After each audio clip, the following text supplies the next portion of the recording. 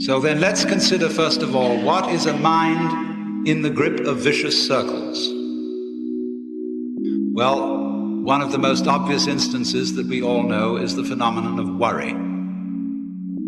The doctor tells you that you have to have an operation, and that has been set up so that automatically everybody worries about it. But since worrying takes away your appetite and your sleep, it's not good for you. But you can't stop worrying, and therefore you get additionally worried that you are worrying. And then, furthermore, because that is quite absurd and you're mad at yourself because you do it, you are worried because you worry because you worry. That is a vicious circle. So now, can you allow your mind to be quiet?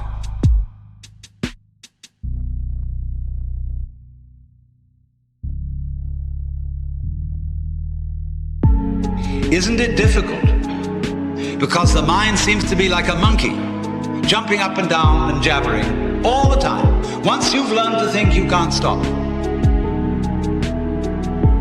And an enormous number of people devote their lives to keeping their minds busy and feel extremely uncomfortable with silence. When you're alone, nobody's saying anything, there's nothing to do. There's this worry, this lack of distraction. I'm left alone with myself. And I want to get away from myself. I'm always wanting to get away from myself. That's why I go to the movies. That's why I read mystery stories. That's why I go after the girls or anything that you do or get drunk or whatever. I don't want to be with myself. So, well, why do you want to run away from yourself? What's so bad about it? Why do you want to forget this? Why do you want to become absorbed? Because you are addicted to thoughts. This is a drug. Real dangerous one. Compulsive thinking, going on and on and on and on and on all the time. It's a habit.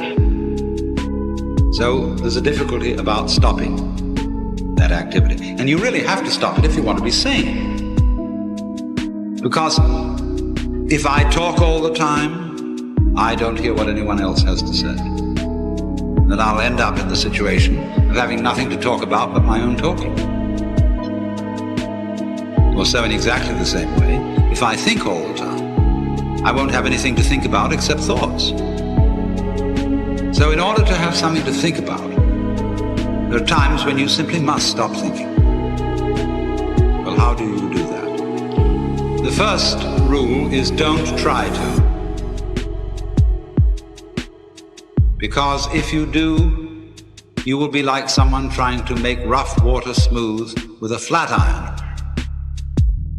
And all that will do will stir it up.